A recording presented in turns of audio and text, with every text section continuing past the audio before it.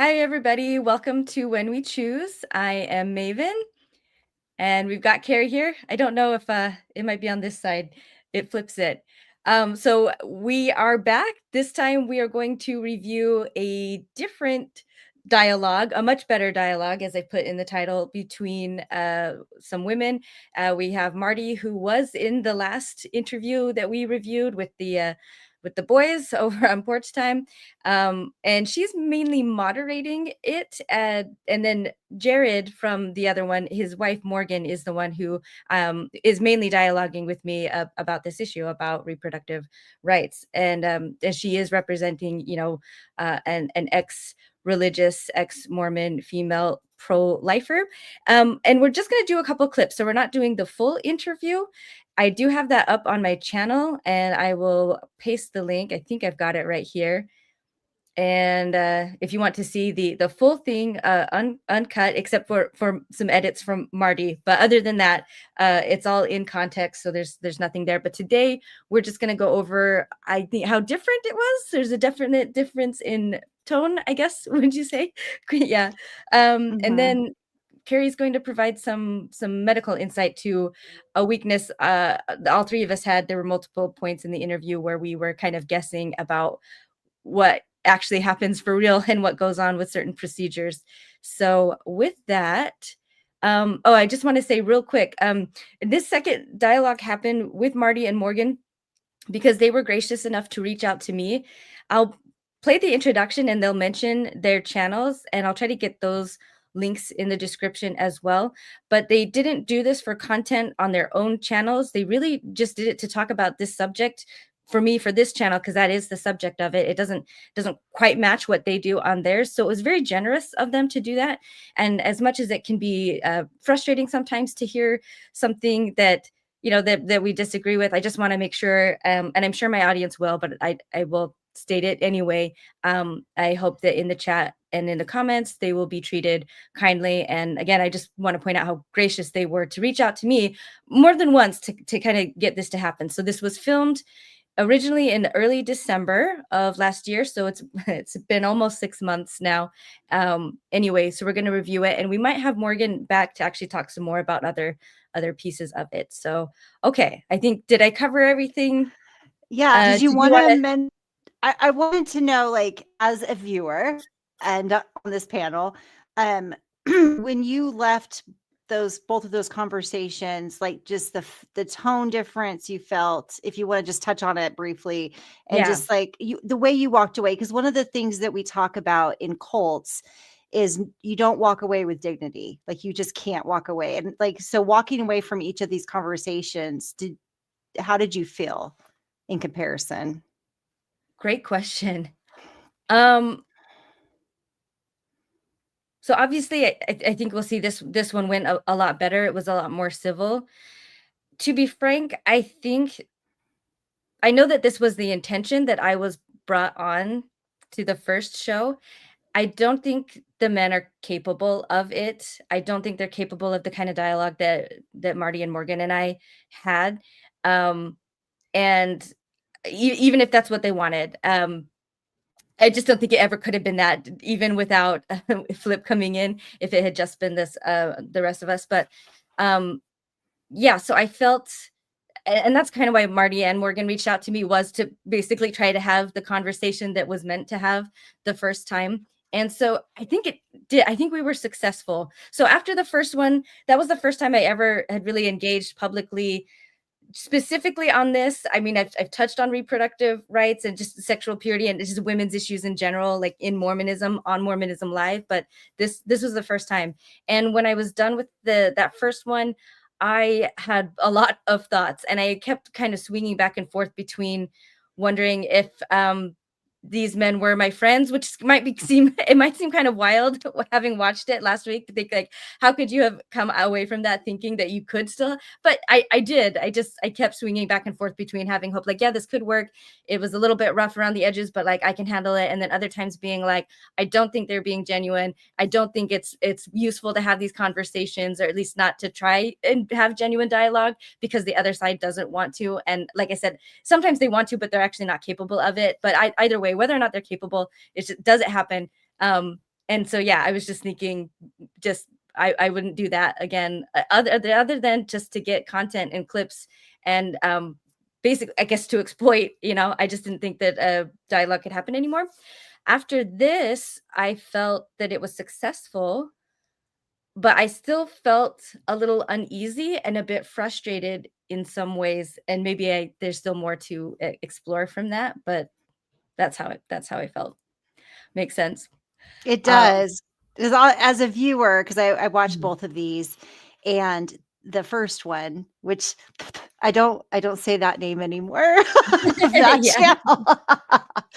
Um, anyway, I was like, I don't need any more of this content. It was just like the one and done. But if I had seen this other one first and it was on their channel, I think I would have been like more interested because it wasn't like a debate. It was an open discussion, Yeah. felt. And all three of you seemed to come to the table with humility. Like, I don't know what I don't know. So maybe, I don't know. I Yeah. think I need to think about that more, which we'll see. So let's get to it. But I just want Yeah. to kind of see what I was on both of these for you. All right. So we'll do the intro. So I'm Maven. I started in the podcast circuit, I guess, in the Exmo sphere, under Mormon discussions, which is how I found out about you, Marty. Morgan, I actually was watched your early, like when you I think you started your channel early on in my deconstruction, and I found you kind of early on there. My channel is new and fresh, and I'm struggling. I appreciate you guys being willing to do this with me to talk about this, but it's called When We Choose. And overall, it's, I guess, a way for me to kind of combine two passion subjects of mine, and that is reproductive rights and then advocacy against child abuse. And to me, they come under the same category because it's about bodily autonomy, and respecting that, and not harming others. So to me, those are very, very much combined. And so basically, almost anything that will fall or be like remotely related to those issues are things that I hope to cover. I also got my famous start in the ex-Mormon community back in the day, my spiritual life, when I started vlogging just about my issues and concerns with Mormonism and kind of how it was affecting me and my family and how I was working through that. Now I do some YouTubing actually on a channel called Understanding You, where I more just talk about self-improvement, like self-help kind of things. I talk about books I'm reading and movies I'm watching and just have fun and interesting discussions kind of on that topic. So politics is not my main focus, but we thought this would be a really interesting discussion to have an ex-Mormon and Mormon kind of share different perspectives on this topic.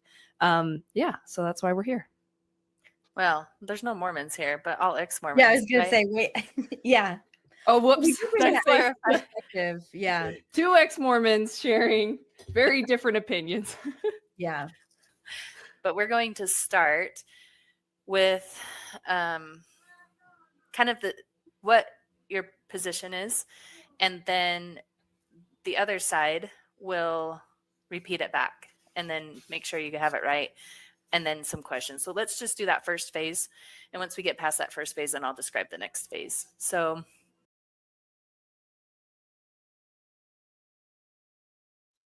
The darn mute button. Okay, so I Yeah. did wanna say that we had a discussion before this for me to talk things out, because I did really struggle with thinking that this, even with them, could be a good discussion. And so, I recognize I do, and I still do really struggle in speaking with people who are pro-life, because I do find that most of the time discussions will end up like the last discussion rather than this one. And so I just want to point out how incredibly patient and willing they were with me to dialogue with me, first of all, just to have a conversation off camera, to go over some of what we were going to talk about, just so that I could feel more comfortable with them, and feel like it was worth it, because sometimes I wasn't sure. So yeah, so here I'll go ahead and put me up on the screen. I go first, and again, it's just so polite. I think Morgan asks a clarifying question here, and then um, uh, she does a recap, and it's just all really polite. But I guess we'll see for ourselves.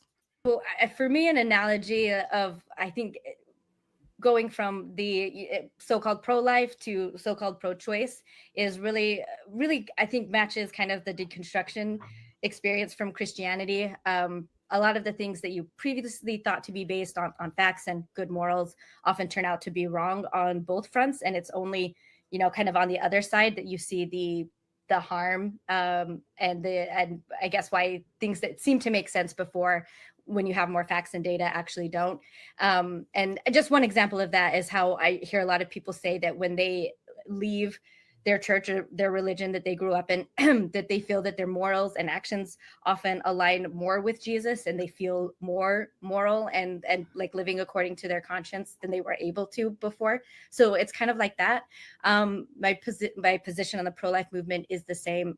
As good as it sounds in theory, I find it to be at odds with reality. I think it's pro-life in name and in name only. It begins and ends there. And when you look at the actual results, it's just cruelty and suffering, primarily for women and children, but it does extend to undermine every other aspect of a healthy cooperative society. I think it undermines democracy, and there's good evidence to back that. And so I know why it doesn't feel that it's that way on the pro-life side, but that doesn't make it untrue when we're looking at the facts. And so if I were to take my position further, I would be hard pressed to say that there's any benefit to taking control of someone else's reproductive rights, and their organs and their family planning against their will.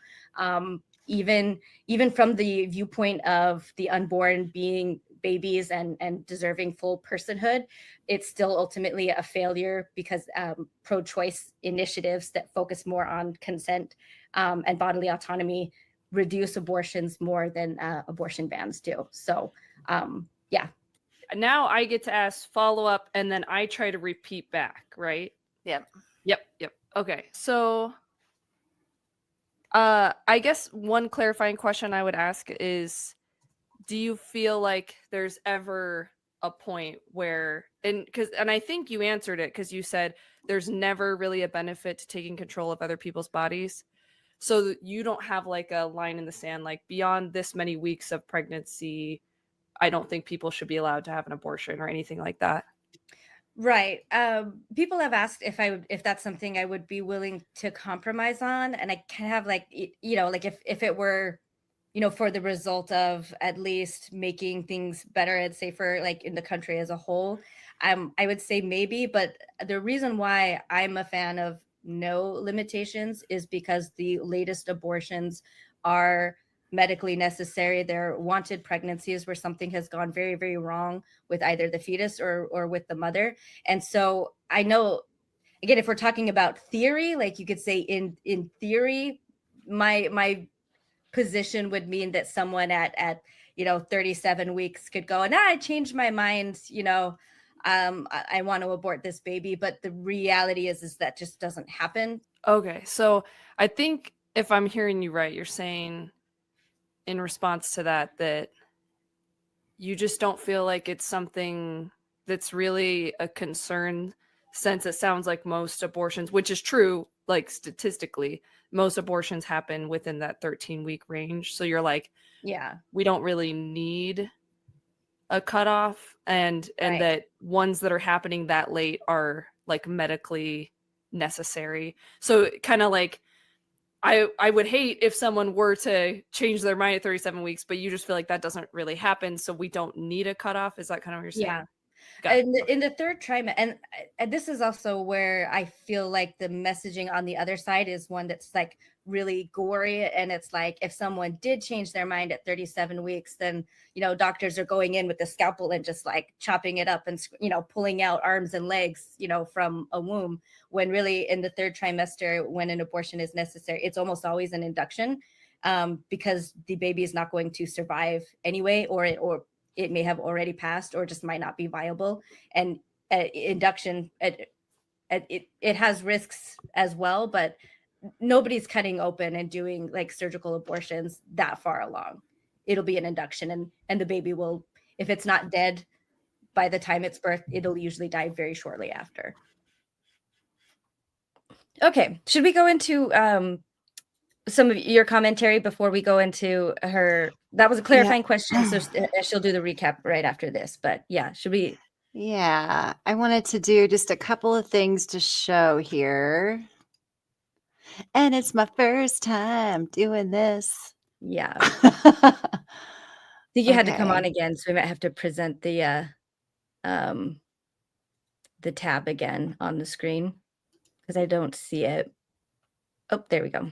There. Can you see it now? Yes. Okay. Let me accept that. Okay. So she touched briefly and she didn't push back on the statistically most abortions do occur in the Right. first 13 weeks before Yeah. it says 96% are 15 or less weeks. And 1% is this Are we able over to make 21 weeks. this one bigger or the Sure. words bigger? Absolutely. Is that better? And we'll get, yeah, I think that's better. Okay. Still a bit Yeah. a bit small, but if you put it on full screen, and I'll put the link in too. So yeah, go ahead, Carrie. Okay. I'll Yeah. So I wanted to show that this is before the Dobbs decision. So, but when it was still legal. I mean, yeah. So it was still legal. Okay. I'm going to stop sharing that and just go to, because we talked about last time why it is important, not just for the theoretical late term abortion, that really, I'm not saying that it never happens and it's not ever something that would make me sick. I'm just saying that it's so statistically small that the amount of women that actually even have an abortion that late in the second, third trimester, and of that percent, like an even smaller percent that I don't even know how to get that statistic would be something that might follow into those like really scary theoreticals that you hear about. So let me, but something that does happen often, it almost happened to me, is that someone that wasn't trying to have an abortion had a miscarriage and they either get arrested or they die. So this lady, are you able to see that okay? Yep. Okay, so this happened in Texas, and that's where I had my thing happen. She died. So I think this one was the 17-week-old pregnancy. She had a miscarriage. Can we talk about, so when we late term pregnancy, what is a late term pregnancy? Because I think on the pro-life side, it's typically people talk about it like 37 week, 30, like almost to term pregnancies. Is that what a late term pregnancy actually is? No, so there's no real medical definition of late term pregnancy. It's something that socially, like, just in our culture, we talk about, oh, it's a late term abortion. There is no such thing as a late term abortion. There's an abortion at whatever week's gestation. That's it, or whatever trimester. So there's no definition. So what would be so I guess so there's no equivalent then, like if we were being just more accurate about it. We could say like pre-viability or post-viability, but then And questions that's about about 24 weeks. about 24 weeks. But even a 24-week fetus is not necessarily viable. It just has a chance of surviving. So closer, like 32 weeks is a magic number because at 32 weeks, a baby probably can survive with NICU support. Okay. That's it's a yeah, and then and then 34 weeks is better, 36 weeks is better. 37 is the golden, like you're Right. fully The developed, you can probably live Okay. outside So the for 17, uterus. because we said most abortions happen before 13 weeks.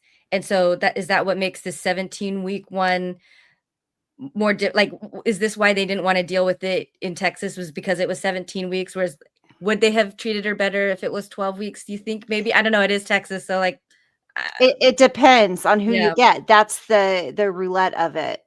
And that's why it's so important to have clear laws that say it's between a doctor and the patient, because Yeah. she, like, I'll pull this back up. So she had Can do this here.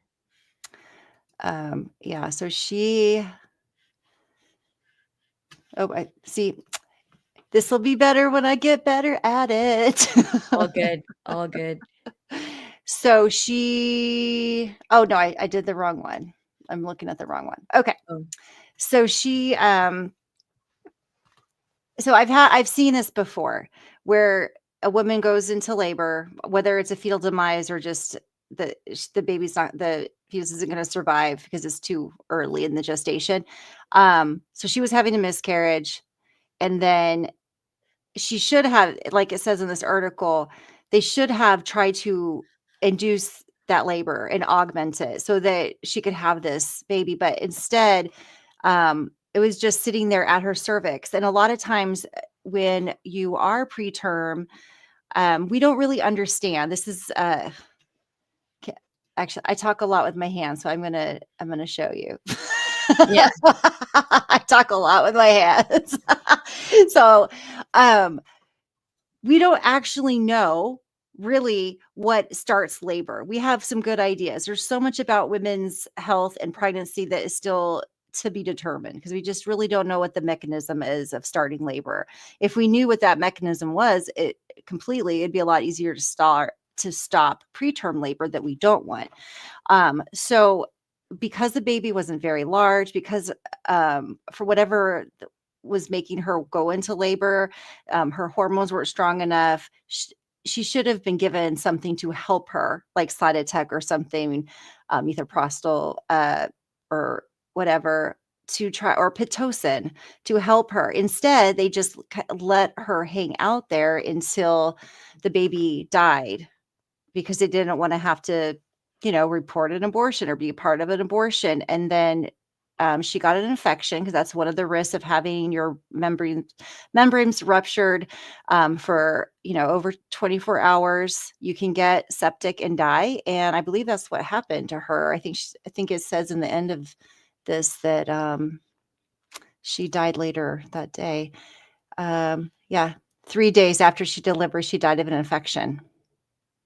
That started because They being left. delayed proper care for her because they were worried she was having a miscarriage, but they didn't want it to even seem like an abortion. Because a lot of times in a lot of states now, you can be arrested Right. as a provider. So there was a heartbeat, or that was why they weren't doing anything Mhm. until then. Okay, but so the infection would have started before the heartbeat stopped. Is that right? Yeah, So it it's not like if we wait until there's no heartbeat, then like that's the point where things would start to be, I guess I could see people no, thinking, as soon as labor starts okay, the and danger starts as soon the as the danger labor starts. starts. So Yeah. while the baby's still there, like while there's still a heartbeat, even the body is already in danger. It is already like starting an infection potentially, or could start at any time. Mhm. Right. When your Okay. So I cervix think is that's important open, to know. it can be a candidate for infection, especially if your waters are broken. Your amniotic sac is broken because then it can go right up. The bacteria can go right up into the uterus, and it happens. And that's why if someone breaks their amniotic water breaks, they are supposed to go to the hospital within a certain amount of time. And every hospital has different kind of guidelines because an infection can start. I'm thinking, I So know this will come up later, but I don't want to forget to talk about it later. But Marty will ask about with late term abortions if the baby needs to be killed or not, and the humanity around that discussion. And right here, I'm thinking like, from the pro-life side, it seems like they want to try to make abortion look as inhumane as possible, when I think this is a case that shows why, when I make claims that pro-life is often more humane and causes more suffering, this might be a mhm. case of that. Because I guess even like with the heartbeat, if it had been induced, like I don't know. It's like if it's evil for you to do something that would potentially, kill the baby, to use their terms, they would kill it before the induction, and like that's bad. But I feel like this is bad where it's just you're leaving it there. It's gonna die, but you're leaving it there until it eventually expires on its own. Again, with it potentially, which is what happened in this case, infection already starting. And it just seems really neglectful, and it doesn't seem humane to me to just be like, well, it is going to die, but we're just going to let it suffer and die in a longer way. Am I correct there? I mean, It- basically, because it would die once the pregnancy was ended because it couldn't. The lungs aren't developed enough. There's no NICU intervention at that stage of life, right. so there's just no way. And prolonging it actually might have caused more suffering for the fetus because if her contractions were probably still trying to continue, she So, was getting more infected. Um, that's yeah, and the baby might have died or might have been sick because of infection. We don't know because sometimes people can get chorioamnionitis, and that's when there's an infection in the uterus that can kill the baby. And so yeah. the baby might have been sick because we don't know all the medical, history behind it, but there's lots and lots of possibilities where the baby might have actually been suffering along with the mother and they both suffered and then both died. Yeah, for sure. And her suffering is something that is not an equation in these kinds of bans, in these kinds of policies at all. And so, yeah, and that's another part that I think is incredibly inhumane. Okay. Yeah, Did you have another article it you did. Let wanted me to go? share that one really quick and then we can go Okay. on. And I put the links in the chat as I'm trying to keep up as we go with uh the new links that we're going over. So, we do Okay. have a question from the audience asking, do you know how many abortions are cases of rape or medically necessary? Um, I don't in the case of rape, we don't even know like how often rape happens because it's such an underreported thing.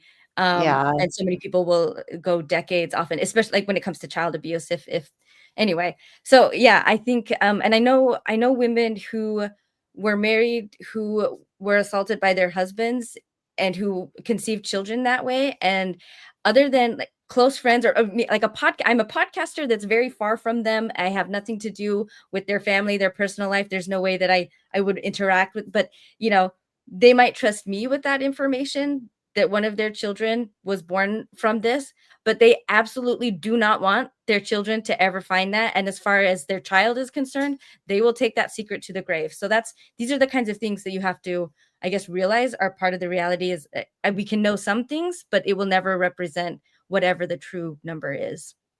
Mm-hmm. Absolutely. Okay, let me go back over here. So this Okay. one, Do I need to make it bigger? if you're able to, that'll help. But again, I guess people can put the links in. I always encourage you to do your own Yeah. homework. Okay. All So right. this is oh yeah, how many weeks was she? I think she was 8. I think 8 weeks. Well, I think it's down here.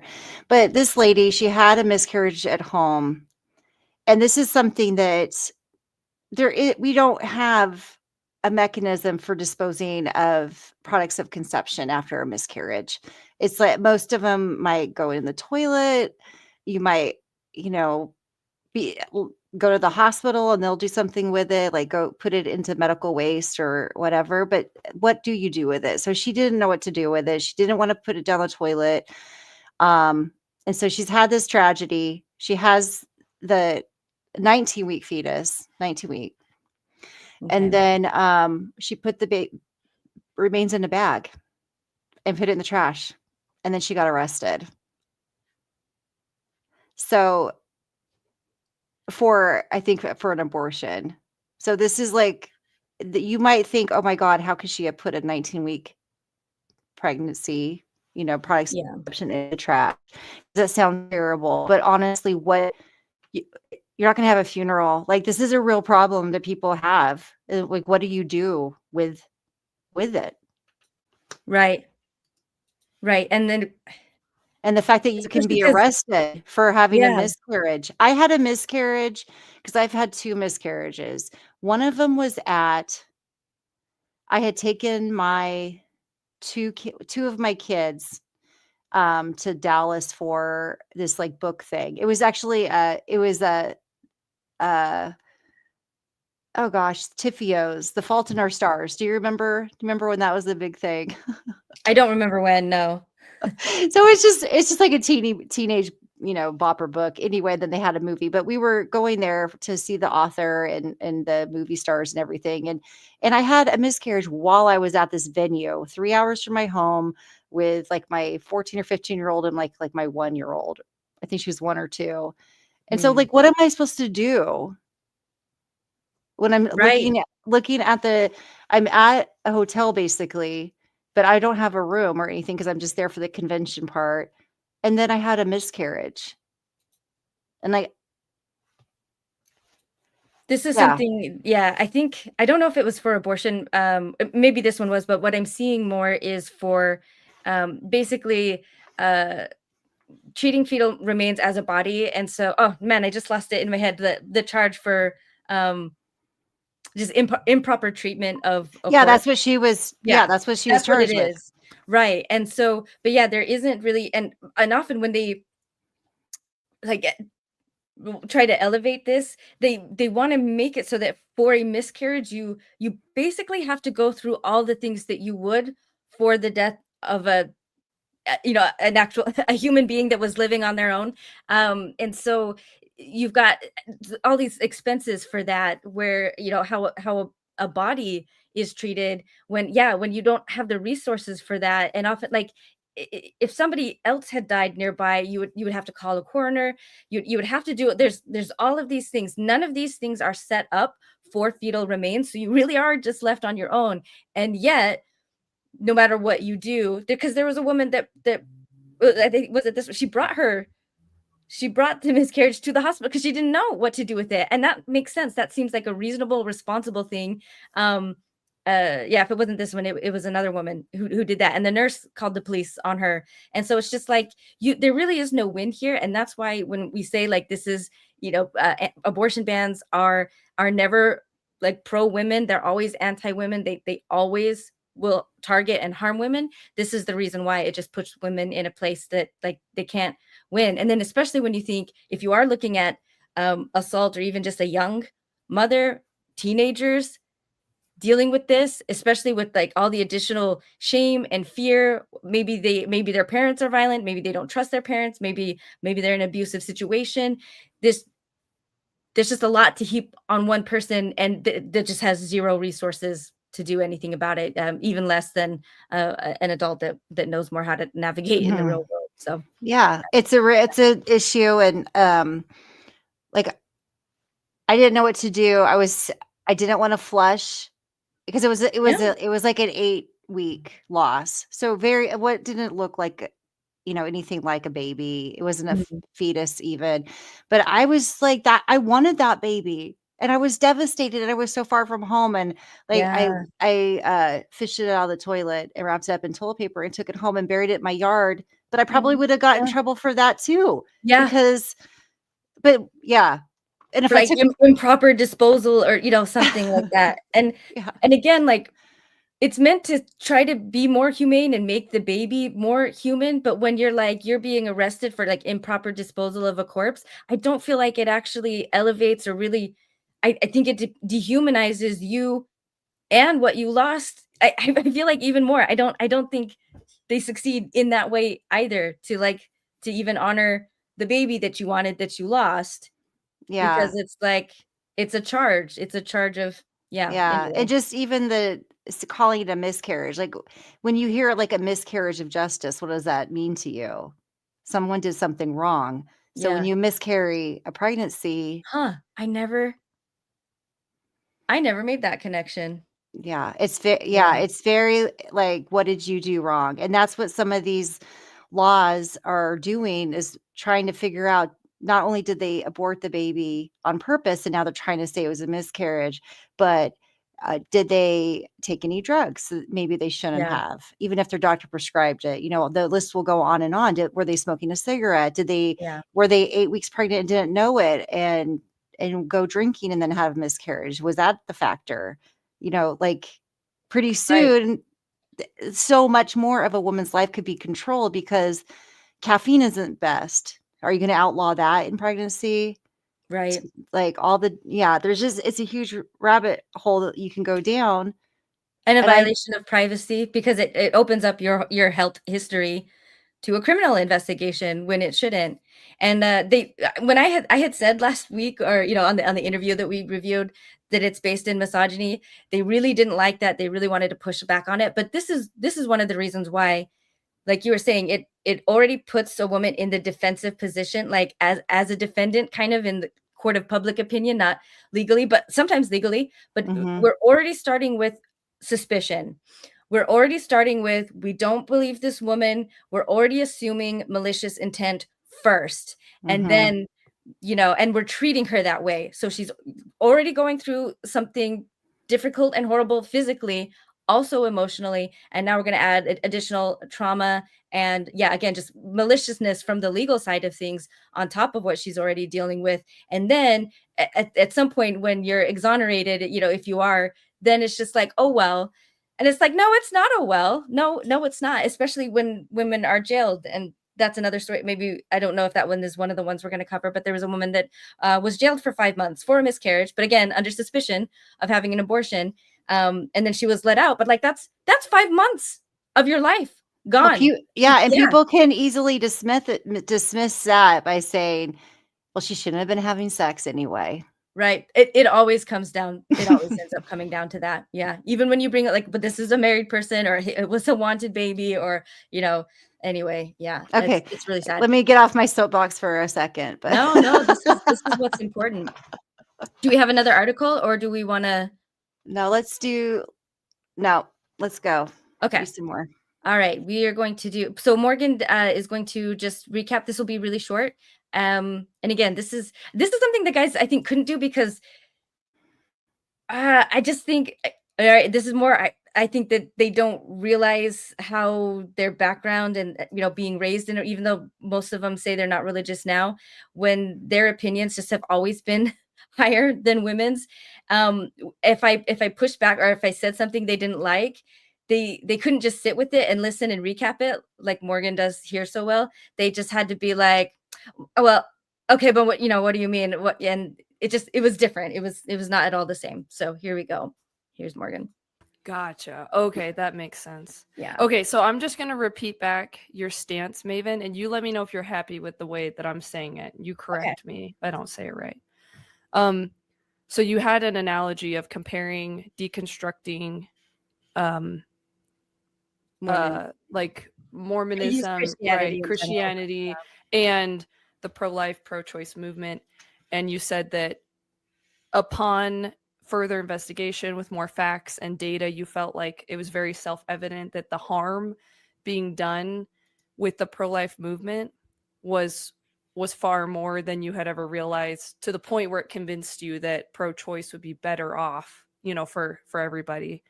So I'll finish summarizing your side, which was the pro-life movement undermines democracy, and that there's no benefit to taking control of other people's bodies. Not that I'm aware of. Okay. Yeah. Awesome. I thought that was great. And to word what I was trying to say before better, just to use her example where she said that you say that the pro-life movement causes more harm than pro-choice. I think that's something where the guys wouldn't have been able to help themselves, to be just like, well, prove it to me, basically. Whereas she could sit with that, restate it, and not feel like immediately like, nah, you have to convince me of that first before we can dialogue any further. So yeah. Did you have any comments on that one, or we can go ahead to let's go the next section? Okay.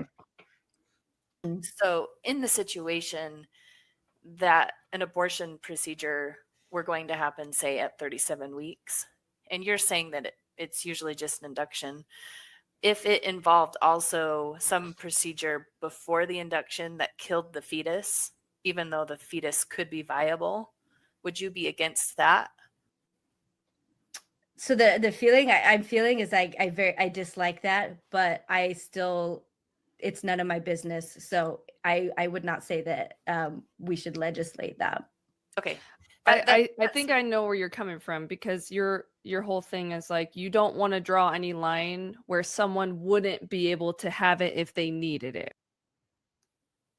Perfect. and she nailed it, I think. I don't know. I'm thinking now, did we actually cover it enough? This scenario here, if we're gonna have to do an induction, yeah, I'll just turn it to you. Yeah, so I did want to say you did a good job, because it would have to be such a rare circumstance, and there are circumstances that perhaps you'd have to do an abortion where the baby, like at that stage, like once they're viable, like a 37 weeker, where you wouldn't just induce. You might have a C-section, but if you had a C-section or induction for a baby that was viable, a fetus that was viable, then they would survive. It would just be an adoption or a Yeah, foster care that would not be an situation. abortion. Yeah, No, it right. was, whether it was medically necessary or not, if the baby was viable, then the baby would live for however long. There are cases where a pregnancy that late might need something, where the baby would, or the fetus would be a fetal demise because of the procedure. But that would be something like maybe it had hydrocephalus where the brain was like really, really large and you just couldn't physically get the baby out. People think Okay. that even when you have a C-section, even if you've seen a C-section like as a partner, or you saw kind of what was going on, the woman it seems like her everything is just open, and you might see like intestines or different things, and you see the uterus, like sometimes they keep it inside the body cavity, but a lot of times they just put it right up on the mom's stomach and they're working on it. But when the baby is in the uterus and you do the C-section, it can still be very difficult to remove the baby. Babies get cut with scalp. This is like all intended pregnancies and deliveries, normal. When you say normal, babies still can get hurt during that process. So if you have a baby that's disfigured in some way already, like if it has like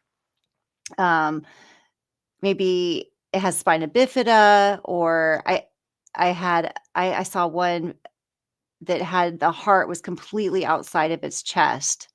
It wasn't inside, or just different cysts or different or conjoined twins. There's just lots of ways that a baby might not survive, even at that stage. And so it's so hard to say in a hypothetical, like, oh, the mom just doesn't want to be pregnant anymore. Well, that's why a lot of women get induced early or have elective C-sections, not because they want to have a fetal demise or stillborn. They just want to not be pregnant. And so they do that. So to me, when people start talking about that, I have the same reaction. I'm like, I'm not saying it never happens and someone didn't break the law, but it's illegal. So yeah. And I think women don't do this and doctors don't do this. And so this was why, and we discuss, I don't bring the clips, but we talk about the hypotheticals here because like you were showing, we've got articles of like real things that happen to women, the real effects of these things, whereas like these stories are almost like so nitpicky. And again, where the misogyny comes in, if people can't see that or they're confused about it, we're coming in with this idea that like I feel like pro-life wants to see women as just evil and irresponsible, which is ironic because it wants these women to also be mothers, but they want to have a villain, really. They're not interested in knowing what kind of circumstances might possibly be behind something like this. They just want to assume, first of all, that it does happen. And usually, like in the example that had been given previously, it's, somebody wants to go on vacation to Mexico. It's just, there's always some kind of a idea of a villainous woman, some kind of a misbehaving woman, some kind of an awful woman who would do this. And that makes it easier to justify taking control over women. And so, so that's, again, that's where sexism and things like this come in, because there's something attractive about viewing women this way to people who do this. And so just to confirm, if an induction is like, would they ever do something to stop the heartbeat before they try to remove a child like this? Because Marty's question was, and I think you did what I did actually, and I had cut part of it out, was to go back to the non-viable, just because that's the reality. So when we're talking like an actual viable fetus that would most likely not be harmed, that that could survive an induction or something, I think Marty was asking, like, would you, I don't know. Yeah, I know it doesn't make any sense, right? It You would have doesn't to make like sense. kill So it in the I womb to then like do an induction abortion, but that would be like that wouldn't happen, right? like I'm always going to say it could happen because you Right. could get a doctor to go along with that, even though it's illegal. Yeah. If you find Or an unethical doctor, yes, but but that's not what we're talking about here. Yeah, with no. these So laws. Yeah. I have not seen that happen in later term. I know that it does happen, and it's not something that is reported because it happens on the down low in early pregnancy in places that like Idaho or Utah, where women will go in to get an ultrasound. I mean, not an well, it's an ultrasound, but amniocentesis, and the physician can inject the heart of the fetus like earlier in pregnancy, and then it's a fetal demise, Okay. and then they would go in, and that's not legal. In Got it. some, but there's always workarounds, and you can get people to help you with it. So I know that those are things that like you possible, but we're talking, for me, I'm talking about the laws and the medical practice that's above board, where they're following whatever the state mandate is to report abortions, but they don't have to report abortion if the baby is determined a miscarriage. Got it. So Yeah. Okay. So yeah, so it would have to be this underhanded kind of a type thing. And so yeah, so I feel like that is, I don't know, I'm viewing it so different. Maybe I misunderstood at the time too. 'Cause I think I did have a hard time just wrapping my mind around this idea at all. Because again, the laws that I care about when it comes to this movement and this topic of reproductive justice isn't about because they can do that either way. You can have pro-choice laws where that would still be illegal and not, ethical, and women doing it, but they can also do it with abortion bans, either way. So that, right? Mhm. Either way, they're doing that thing. And I did want to say this is something, the fact that we ask these and talk about these questions, I realized it more after. I felt kind of gross about it. And I was just like, this is again, when just by talking about these scenarios often, I feel like we're already kind of going into this territory, even myself, of objectifying women, because we're talking about them, we're talking about their bodies. There's, they're not there because they're hypothetical women, but it's just a woman who doesn't matter, her voice doesn't matter. And so I just think if it was a different medical thing, if you went to a random non-medical person on the street and you were just like, hey, I've got this situation, there's a 14-year-old kid in the hospital who was, just in an accident, his kidneys are failing, we've got a kidney, it'll match, but you be the one to say, like, does this kidney get, will this teen get this kidney or not, or do you think they don't or deserve it, or it should go to somebody else? You decide. Random stranger. I think the average person would be like, "What? Why me? I don't want to decide that for somebody else. Like you, you and the family and the kid. Like that has nothing to do with me. I don't know anything, medically about the risks and all of this stuff. But when it comes to pregnancy, when it comes to reproductive rights, men and women like to do this. What about this? What about this? Again, and we're just treated a woman again as an inanimate object who isn't able to speak for herself. And I kind of feel like these kind of questions, again, it's this point of wanting to control women. Like, if you don't like, if you don't like me doing this, like, how about this? Is this woman villainous enough that like you'll agree to let me control what Mhm. she's doing? What if she's this bad enough? Is this a circumstance where we can control her? Okay, if not that, how about this one? That's kind of how I feel like these conversations go. And so yeah, but again, I was participating in it just the same, and I didn't really think of that until after, like, I feel kind of gross that I did that. And again, it's just the intentions are almost always with them, an incompetent or a malicious woman in Yeah. mind. Yeah. And I think it's completely fair to, whenever you're thinking about a huge policy or, I mean, any rule, like what are all of the potential outcomes of if you put this rule into effect? Yeah. And, so like, I think it's kind of fair to like say like some hypotheticals, but also like the hypothetical about the vacation. I know we've beat this up too much, but as an OB nurse, if someone came in at 37 weeks and was saying, "Hey, I want an abortion," there would that is a huge red flag that there's something not right with her, how her thinking is not. She's not thinking right. Maybe she has psychosis. You may who knows? Like there's a lot of risk factors, and mental health issues are a part Yeah. of pregnancy, Yeah. and so like we would be trying to figure out her like why she wanted this, like, and like having a side consult, and that probably sounds really intrusive as well, but just the fact that someone would think that any woman at 37 weeks could just go get an abortion like that, it's just not reality. I'm not saying that they couldn't find anybody to do it. I'm just saying it is not happening on the regular. Yeah. It's not what this whole conversation is about, unless it's about like people that want to ban abortion want it to be 100% never. Then yeah, they do think that they should have enough guardrails to prevent any kind of crazy thing that might happen, but that's not life, because then you end up with women going to jail or dying because they had delayed care.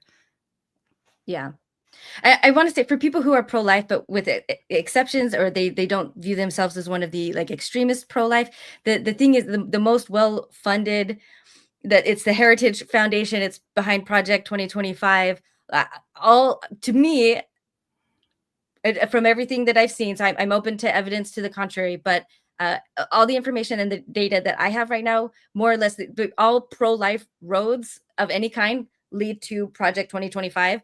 It leads to the goal is the most extreme version, the most harmful version, and more. Like it's not there's a lot more rights and restrictions for women outside of reproductive health that is part of that agenda. So I really, again, that's a thing that I wish people would realize. If that is not where they want to go, their support of pro-life movements, especially pro-life politicians, they're part of this. They're part of this like conglomerate that is really working hard for it. And so you are supporting it. You might verbally say, I don't support that, but if that's what you're voting for, that is what you're supporting. So yeah, we'll say that. Okay, now it's oh wait, actually I want to pull this question up before we go to Morgan. So it's on screen. I'll read it out loud. It says the more relevant question is, do you believe that each pregnancy and the medical care required to protect the woman and baby is unique and requires nuance and expertise to handle in the best way? I would say yeah, obviously, but I don't even know anything. I would think this is something that would, I mean, even for the same, every pregnancy is different for the same woman, right? It is. It would always, Yes. yeah. Yeah. Your healthcare team and you partner. That's how ideally it should be. And whoever is in your support people and your family or friends, or, all of it, that's how we're taught, is to take care of the whole family. We think about, everything from, I mean, I'm not saying everyone gets great care, but Right.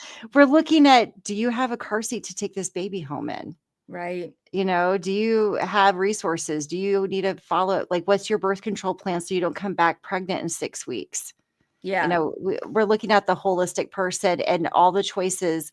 Like, it's not always like this, but that is how ethically our governing guidelines are, those that you are supposed to partner with a woman, and really it's her autonomy. And I've seen it not happen, Right. but that's the ideal. And Right. that's what women should expect. And if you're not getting that, find someone else to help you with your reproductive stuff. Yeah. This is another way. I mean, it happens in the medical field all the time, but I and so birth is no exception. Sometimes, depending on where you're at, you might have to learn and practice advocating for yourself and speaking up against,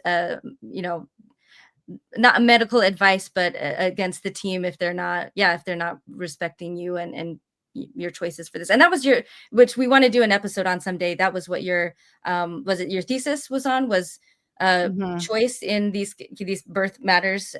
Yeah, it wasn't about abortion, but it was about autonomy in birth practices. So, but I mean, what people want to do before, during, and after the actual delivery. Right. They should have a lot more control over, and there's trauma involved with it. Like, I think that's what sometimes also is something that the pro-life side doesn't understand. It's like, if you have a wanted pregnancy, how is that different from an unwanted one? And I would say it's this, like with sex, people understand that consensual sex is different than forced sex, than an assault, and it's the autonomy and the choice. Like, that's literally what makes the difference, and it's the same with birth. And so it was trauma, right? There can be trauma in birth when just your choices aren't being respected by the doctors when you're in labor and what you're going through, right? Right. And for that reason, so maybe what was done to you was something that another woman wanted for her birth and chose for her, for herself, and loved it. But for another woman that doesn't want that, it's not just like across the board. It's fine for everybody. So anyway, sorry, we're getting into the weeds. So, all right, let's go into Morgan's turn. Awesome. All right. So my stance on this is that I think every human life has value. And I think that we have to find a way to treat every human life as if it has equal value. And I think one of my problems with abortion is that it creates this kind of imbalance of human life, of like, okay, we're going to prioritize the life of the mother, but not the life of the child. And to me, it's this, okay, not all human life is equal. Okay. I'm pausing there. Because I just wanted to point out what I find ironic, or at least how I see it, is the thing that she's scared of is something that abortion bans actually do. And this is what the pro-life movement actually does, is that it is saying that life is not equal and that the mother's life is less important than the fetus's life. And I don't think I pulled the clip here, but later on in the interview, in a different context, Morgan basically agreed with this. I had said that with pro-choice, it prioritizes the mother over the child, whereas pro-life prioritizes, well, the fetus over the mother. And she said she would agree with that. So again, I'm not saying that as a gotcha. I want to just expand a little bit, because pro-choice, it prioritizes the mother's choice, and sometimes the mother's choice prioritize the fetus's life. Great clarification. Thank you. Yeah. So, do you want to give an example of that, just in case? Sure. So I've had moms that have become pregnant, like when they're on cancer treatment, or they're about to start, some cancer treatment, and they've delayed. And sometimes that works out and they both live, and sometimes it doesn't, and just the baby lives. And that's a very personal choice of whether, if you're going to prioritize yourself or your baby. And I respect either, just like I respect all women's choices. I just wanted to point out, sometimes she chooses to prioritize the baby. It's not always that they're choosing to prioritize their own health. Yeah. Yeah. Okay. Yeah. Thanks for that clarification. I think that's important. And I hadn't thought of that. Okay. I think that was my comment, and I'll go ahead and leave it back to Morgan. And it gets really dicey in my mind really fast. Like, how do you determine which lives have more value than other lives? I feel like that's really scary, and it's so open to subjective error and subjective opinion. So I don't like that. I like the idea that every life has value. every life has equal value. And I don't think that the value of someone's life should change because of how old someone is, because of someone being disabled, because of someone suffering or causing suffering or anything like that, or being poor or in difficult circumstances.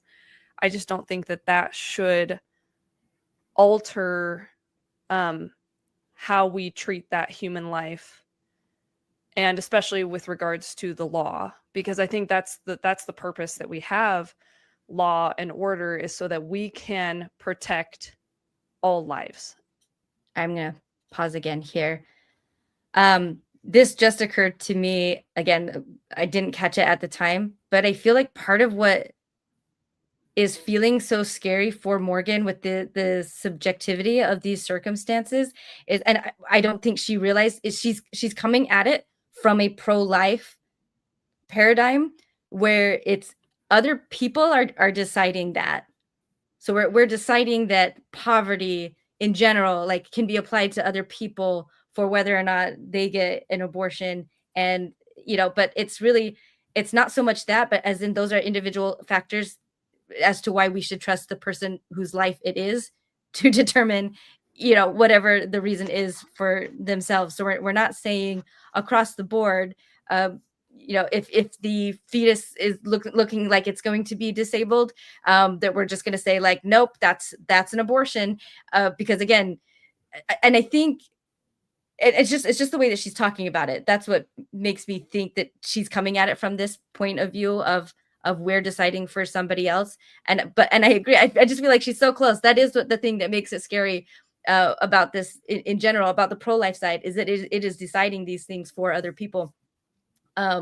But just because a baby is disabled or is going to be disabled doesn't mean that a woman is necessarily going to abort it. And that's how I have my oldest niece, who's a teenager physically, but mentally she is a toddler. They knew that there was something wrong with her. They brought up abortion as an option for her. And she and my brother decided that they wanted to go ahead with the pregnancy. So that was a choice that was given and respected, before Dobbs. So, yeah. So, and especially because my niece takes a lot of care and a lot of supervision, and she will the whole rest of her life.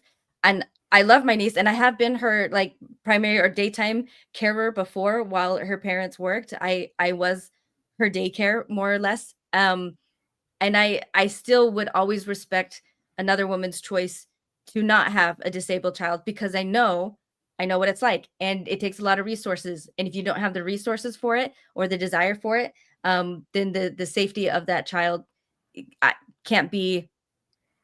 I think it's just even less likely, or is more at risk and at jeopardy. And again, we're talking about more suffering and neglect here. So anyway, yeah, and that's where it kind of gets to, and in like when you're projecting how the life of that person is going to be if they're born and if they're cared for. I mean, those are good discussions to have, but it really is less about that and more about the choice that the woman still has to make. And when you brought up that kidney transplant example, that made me think about, I used to, whenever someone died, depending on the circumstances, we have to call the donor line. I forget what it's called. It's like life something. There's a specific thing. Anyway, and we talk a lot about donors, and it's interesting because the way she was talking about everyone deserves to be equal, we already don't practice that, because if you think about all the people that are on the list for liver transplants, a lot of them are on that list because of what they've done to their own body. And now they have liver disease and liver failure, and they need a liver or they're going to die. And so a lot of people in the public kind of have bad feelings about they don't deserve maybe a liver transplant because they've blown theirs on alcohol or, drugs. But that doesn't automatically make them ineligible. Right. You know, there's a lot of different criteria, and sometimes they might give up drinking, you know, Yeah. and show that, or I've they heard have age can be a factor too. Like people are yeah.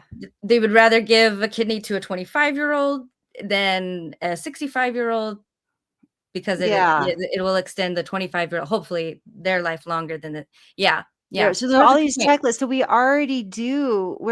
already not equal, and we already kind of allocate things to people who live and die. So I kind of feel like that argument, like it makes sense when you're thinking about it, just kind of black and white, like the mom and fetus should be treated equally, but But you can't. that's Yeah. not how it Always. works. Because if Yeah. you have two people that both need a liver transplant, they can't be treated equally. Like, Yeah. one of them's gonna have a better survival, rate than another. And so, like, Right. yeah, it's very complicated, and I think that's what I was trying to explain is there does need to be nuance, and you need to know each individual situation, and you can't legislate that. Right. Right. Okay. And I think that the law should do that. And I think it should treat every life like it should be protected and valued. I do think that there is an appropriate time for an abortion. And I think that that is if the life of the mother is in jeopardy. And I think that the reason I feel comfortable saying that and feeling like it's still morally consistent is that in my mind, if you've got the mother's going to die, well, obviously, if she has a 20-week-old baby, like the baby's also going to die. And so if you can only save one of them, I would rather save one life than lose both of them. So I do feel it's appropriate to have an abortion in the case where the mother's life is in danger. All right, I'm gonna pause again. I was gonna say with the last point about being treated equally, I was gonna bring up the example from last week where the father had said about his minor daughter that he would make her have a baby if she was pregnant, even if it was by an assault, and you had brought up the point that he had said that why should my potential grandchild suffer like because of what a crime that another man did, and you pointed out that just completely left out his daughter and her suffering. And so, yeah. So I can appreciate where Morgan is coming from. I feel like I have the same value, but I feel like pro-choice actually values that, and in reality, in real life, better than what pro-life does because of this reason. Because pro-life automatically it degrades the worth and the suffering and the life of a woman across the board. So that's what I was seeing. But anyway, but to come back to this, exceptions, yeah, for the life of the mother. What do you have some thoughts on that? Yeah, because it sounds good on paper, like, oh, I don't Yeah. have to worry about that anymore because we have this exception. First of all, there's not exceptions in every state. But even those that are, if you have to go, I think we're talking about, so this is something that people like want to correct me on, and I think is technically true that technically every state with abortion bans has one for life of the mother, but they don't all have one like for minors or for rape or for incest, things like that. Is that your understanding? let's see.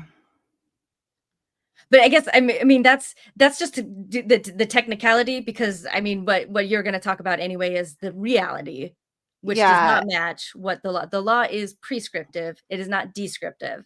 It doesn't actually lay out what happens in real life. The law is an idea of what should happen, but it doesn't mean it actually does happen. yeah. Let me share this one. Okay. Let's see. Let me share. And while you're pulling that up, I also just want to say that this is something that's easy to note, like the benefit of hindsight kind of a thing. This was also something that I had talked about last week. Was I had given the example of someone that through surrogacy, had 4 viable embryos, but didn't want to cull any, and so they wanted to take the chance on all 4, which again is a choice. But again, because of that reluctance to want to do, they lost all 4 babies. Mhm. And so I think I had asked, it was the same guy, the same dad, and he had said, well, in that case, I would agree with, culling down to 2 or something like that. But it's again, like, he did that with the benefit of the information of knowing that all 4 would be lost, and not everybody has that. So yeah, so when you I think, is this what you want to pull up Oops. here? Yep, Oh, I'm are we both doing it? struggling. I'll let you do it. I'm on the Sorry. struggle bus. Okay. Remove Uh, other media. Here, I'll Remove. do it. Okay. Add on stage. There we go. Okay. Okay. Yeah, and then I just wanted to say, with the family member, in my family, she had a lot of issues, but it wasn't like, there was no 100% that her pregnancy was going to kill her, until it Mhm. did. And so there's just you don't get to know. It doesn't send a card, an advance notice warning. So okay, so Okay. what are you sharing here? Okay, so this is the states with abortion bans, just gestational limits or limits near or at viability that have exceptions for when the pregnant person's health is at risk. So health is at risk means more than life at risk, right? Yeah. Yeah. So so like this one, you can have an abortion in North Dakota up to 6 weeks from your last menstrual period. So basically never. Yeah. Be- Yeah. because you don't necessarily even know you're pregnant. You might, Right. that's such an early diagnosis of pregnancy to do 6 weeks. That means Yeah.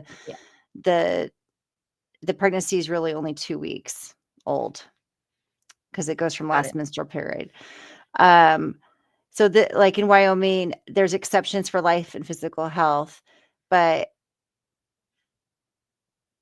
Okay. oh So yeah, so so would it there's be just accurate, like like, to say to for say life, there's uh, technically?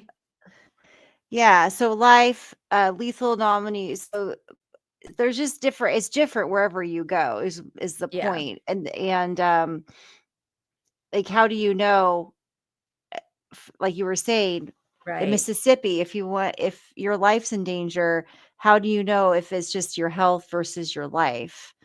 Yeah. Doctors don't Because a lot know. of them can bleed into each other, right? Like, Yeah.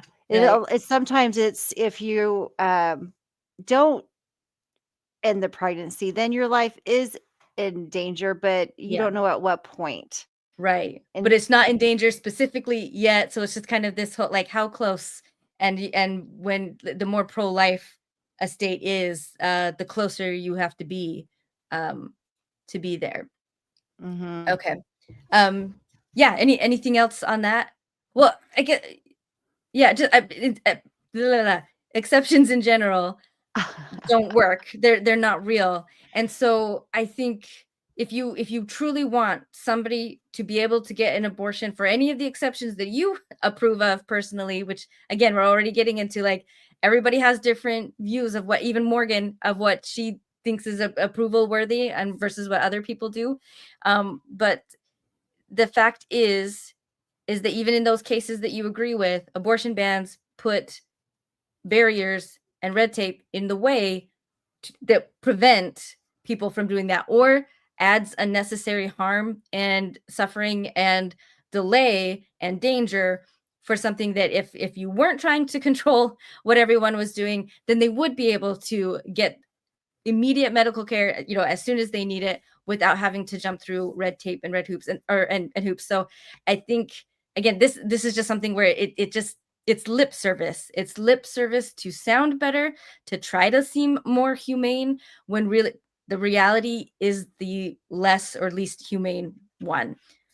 So that includes for crimes, and that includes for health things, because Yeah. when it comes to your life, like, there's not always a lot of time. So my sister-in-law, it was minutes, so she probably would have had to have been in the hospital, when her pulmonary embolism happened, for her to have been saved. But there's a lot of women who could be saved if they could get to a hospital in 2 hours, or they might have 10 or 12, or so they might have enough time to, like, go through red tape, get life flighted out of the state or something like that. But not all women have that, and nobody knows. So again, No. you're putting a barrier in so that women have to risk it, and try to not die in the time that it takes for them to get through the barriers that you put in place for them to get the life-saving care that they Yeah. need. So And there's one aspect that I don't hear a lot about thinking this way. People in general, it's just it's less distressing, I think, to think about, not for me personally, just it's more palatable if someone has an earlier abortion. I think people are more on yeah, board with that, obviously, because that's what the laws are more, the ones that do allow abortion. But to make it so that it's so soon in the pregnancy, um, psychologically, it is a very normal phase of pregnancy to feel like your pregnancy is an alien kind of thing. And I can't remember what it's called, but it's an actual phenomenon that happens almost every Huh. woman, where you feel kind of like, this is unreal. Like, and people in the first trimester sometimes struggle. And I've told so many women, it's okay. You will bond with this child, most likely. I mean, some people never do, but in the normal route of things, you will Yeah. bond with a child. Like, the longer you're pregnant, those feelings will go away. When the baby comes, there's lots of different hormones, and it'll be different. But if you are boxing people in that have this natural aversion to being pregnant, and I know this is not something people will even want to acknowledge as a thing, but it is real science. If you have that, what is the chance, if you're feeling pressure because you have to either decide or Yeah. not, you're already feeling so detached from what's happening in you, like it's something happening to you, not like something you're doing and Right. enjoying. I think it just is natural that it would be more encouragement to just get rid of this Yeah. than just wait and see, if I had 16 weeks to decide, or 20 weeks, Right. maybe I would choose to keep the baby, Yeah. you know? I think that was one of the things Morgan expressed when I had said that there's more abortions. She expressed doubt about that, and she really struggled. And I didn't actually go into explaining it to her. I kind of just left it, um, again, for kind of the sake of the hypothetical, to see. I don't think she did, though. I think she tried. I think she tried to answer it, but just kind of like with the earlier question, I had a hard time wrapping my head around. I think she had a hard time wrapping her head around this one. And she said, like, I don't get that, why that would be, but that's why. That time, ticking time bomb, I guess, that clock does tend to, I mean, it's a sales thing. Even like, if you're trying to pressure people into sales, you put a time limit on it, and you make them think like they've only got this amount of time to take advantage, but it's real with pregnancy. If you don't want it, you've only got this amount of time. And with people who have either their own health issues, or will have potential health issues with a fetus, but it's too early to tell for how they will deal with it, and how the Mhm. fetus will do with it. It's still, these bans make it so that the safest option, if you don't know, is to terminate like as Yeah. soon as possible. So that is, I think, a factor that drives it up, especially when women know, like, I might have an issue where, again, yeah, like, and I've seen stories of people who want pregnancies, but no, like, this is something that might happen with my pregnancy that could be life threatening. And if I had the ability to continue on, again, until this point, or this point, when we would know that either this child is safe and I'm safe, or it's not, then, like, I could have this baby if everything Mhm. goes well, and we could get to that point where I could know that it's okay. I want that baby then, and I want to be a mom, and I want to have this child, but they can't, because they've got this risk factor in, and so they have to just say, like, I'm not ready to risk my life at this point, dying in a hospital if this thing happens to me. So that's another reason why. So yeah, I think that's a big reason why abortions have gone up. Yeah. Okay. Back to Morgan, or Yeah, let's do it. okay. I also want to, in my opening stance, just talk about the fact that I am not religious. I consider myself agnostic. Like, I hope God's real. I hope God's real and he's not an asshole. Because that'd be great. But I'm not religious. And so I want to point that out, because I know some people will say, oh, it's just because of your religious brainwashing or whatever. That, and I'm just like, well, I don't really necessarily believe in God. So I just believe in trying to treat all life with equal value. I'm pro sex ed. I think it's weird that there are some people out there that will say, "Oh yeah, no, don't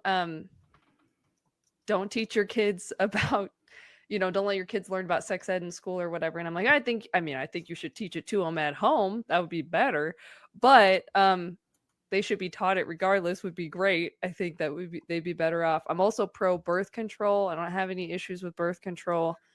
And I'm also against the death penalty. I just want to point that out because I know that some people would consider that morally inconsistent, like to be pro the death penalty, but not pro, life. Or you get what I'm saying. Yes. Okay, I did want to pause here. So this was something that we discussed a little bit, and I almost feel like this could be like a pretty good size segment on it, but I don't want to deep dive into it too much. But if we do have Morgan on again, I would want to ask her about this because it's been a long time since I've seen her channel when she was deconstructing, and I was deconstructing too, just a bit behind her. Because I think Morgan understands that when you deconstruct from religion after a lifetime of being in it, that a lifetime of indoctrination in your brain doesn't just poof, Mhm. And so I would wonder, I just wonder how much she's thought about this because we're coming from a culture specifically where, like with pro-life, our life doesn't matter, our suffering Mhm. doesn't matter, our dreams, our goals, our hopes, like the idea of a career, the idea of an education, just anything that women want to do outside of motherhood is vain, it's selfish, it's always derogatory if there's any kind of choice at all in not having kids or even delaying them or even going on birth control and being married. It's like, I was told if you're mature enough to get married, then you're mature enough to be a mom. So like there shouldn't be any birth control, but a lot of people do use it, and it is technically allowed in the church. But these are the kinds of messaging that I know, like we're the same age that we grew up with. And so I wonder, does she not see that even if you discard the specific beliefs of our specific religion, that having a lifetime where we don't matter is not like at play in this, because it's the same environment in pro-life. Yeah. It's the same across the board. And so I would just I would wonder what her thoughts are on that. So Yeah, it's hard for me to know what my thoughts are, like personally. That's why I'm like, because I never did have an abortion and yeah, I was pregnant 7 times. So it's not about what I would do. It's about what I shouldn't try to control for someone else. yeah. So when you said I never had an abortion, because I know like people view that differently. The pro-life side likes to say that like getting a D&C for a failed miscarriage is not an abortion, and that's not like affected in this. Do you want to clarify on that? Oh, yeah. Yes. Like, I technically have had an abortion. I had 2 spontaneous Yeah. abortions and 1 in a DNC. Yeah. But so what you meant was like I didn't choose an abortion because I wanted an abortion in Yeah, the first the place. abortion chose me. Yeah, yeah. Basically. There you go. Yeah, but Got it. like, even when I was, pregnant, unmarried teen mother, I was like, "Of course I'm not." Like, it wasn't even a question, just like having kids in general was just never a question. I was like, I was going to do it. So Mhm. I don't know what I would think back then. So I get where people struggle because it is Yeah. hard. It is so like it's never even been a question. So now it is a question. What do I think about it? It's Right. hard to separate yourself from all of the programming and things and like what do I actually believe? Yeah. And to your other points, just like I was pointing out with like the pro-life agenda, the pro-life conglomerate, which is a very organized group. So that this isn't just tinfoil hat like conspiracy. Like there's a mountain of evidence here. It is anti-birth control. It is anti-sex ed. it is especially consent. This is they'll pass laws about sex ed that specifically remove the idea of consent, and that's actually a crucial component to preventing pregnancies, because again, and it is behind, like, it's religious. It is a religious movement that is pushing for all of these things, and yeah, and they don't want to teach consent because that, to them, that's giving permission to have sex, which again, like, they don't want other people having sex that they disapprove of, which is the control. When we're talking about controlling people's bodies, it isn't just reproductively, but it is sexually. They don't want, especially women, yeah, to say no, really. And that's the most important part of consent education, is empowering everybody, women and men, to say no to sexual advances and activity that they don't want. And we also know, again, that, like, when it comes to teen pregnancies, which are on the rise, those are typically from older male adult males, underage females, and that's a problem. So anyway, so I think it's great that Morgan is, like, pro sex ed and all those things. I just think maybe she doesn't understand that those are more pro-choice, or again, pro-choice, I think, is better at those, and we promote those far better. And that's how pro-choice is also better at reducing abortions, is because of those things specifically that we're better at. Yeah. The messaging and propaganda and public, opinion, it feels like pro-life has an advantage. They're doing a better job in a lot of ways, because I deal with a lot of Messaging, yeah, with the messaging. Absolutely. and organization. I Yeah. work with one of the jobs I have. I work with youth between 16 and 25, and Planned Parenthood is a resource, but not. I haven't ever sent someone there for an abortion. I send them there for lots of things, like STD testing. yeah, right. like a lot of things, and like to actually help get pregnant. And so people don't understand. They have this perception that Planned Parenthood is 100%, like, you go there for an abortion. And I'm like, no, it's reproductive health for men and women, and she's, he's, and theys. So, like, there's so many more things that they do, and Yeah. they're pretty much always shocked. So the messaging is out there. So when people say, maybe you guys are speaking up too much, or you're not talking about the way we want, whatever, someone has to keep talking about it, because the counter argument is well understood, I think, in the general public. Yeah, I would agree. All right, she's got one more point that this is a good one. Anyway, moral of the story is I don't like killing. And yeah, so I think my stance overall just kind of comes back to, I think every human life has value, and I just want to treat it all as equally as we possibly can.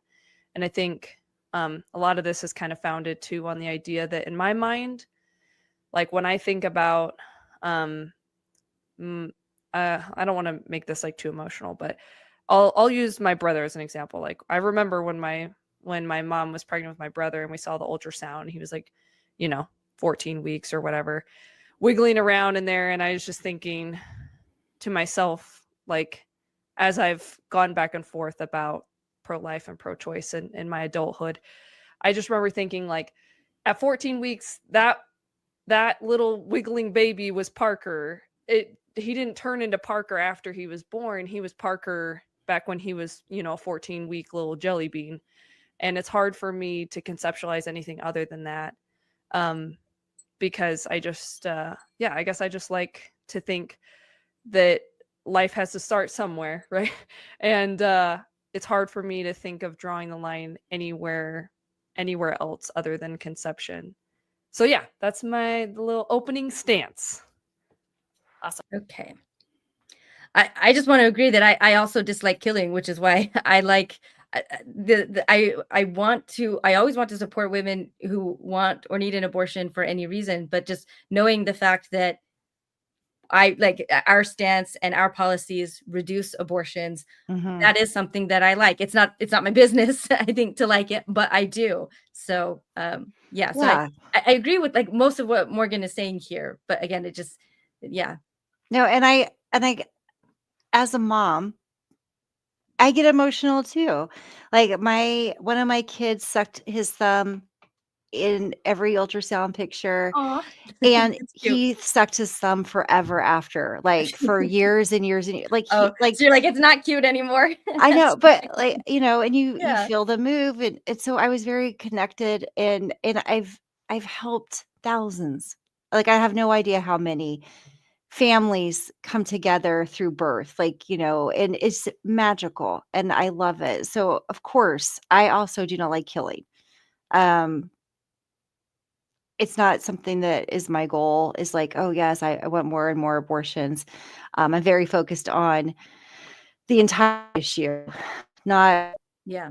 like the numbers of like, yes, I want them to go down too. And if we did have more education, we did have people that actually respected consent, and wait until people were actually ready and said yes, and then had proper education, all those things, there would there wouldn't need to be nearly as many abortions, but there still would need to be some, Right. There would because it's still not be. all about wanted pregnancies. That's Right. just what we're told, that these people, they Yeah. just want to get rid of their shame or whatever, their Yeah. problem, Or their inconvenience. inconvenience. Yeah, their We'll reduce inconvenience. children to inconvenience and not like a really big deal that deserve, a lot. Yeah. Mhm. And I think, and I appreciate Morgan saying that.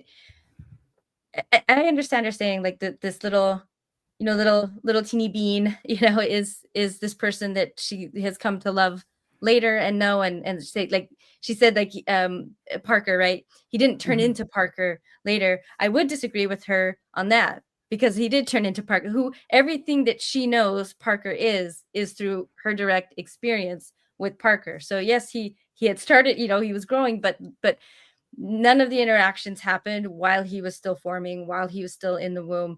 And so, in the case of my relative whose pregnancy killed her, there is no like, oh, this little bean always was, Porter or something. If I just, give a name, because there's no Porter. There never got to be. There never was. And so it's the same with abortion, I think. So to say that like it's, ending somebody that could be, it's just like, but who, and who they could be depends on, like, if they actually live and have the experiences, and the interactions with their siblings, and live a life. That's something that I would say. But I do understand, like, I get the point. I get that it's the same being, but just, Yeah. I think everything that she loves about her brother, all of that did become as it was happening, after the fact. Mhm. Yeah. And I Um, think that there's space, there should be space given for people to grieve that loss of what could have been, whether it was a wanted pregnancy or not, yeah. because there is grief involved, um, of the unknown, of the unfulfilled. Yeah. Yeah. Um, I was trying to think. I thought there was one more thing, but I don't know. Maybe that's it. Um, Are we getting close to the end of the yes. Okay. Yes. We just have, I do the recap, and I think that's it. Oh, there's one more about the forced non-viable pregnancies. So are you good on time? Or do we have a hard stop? We should be Nope. under 2 hours. Okay. Okay, good. Yeah. Just the clip. So this is, yeah. Okay.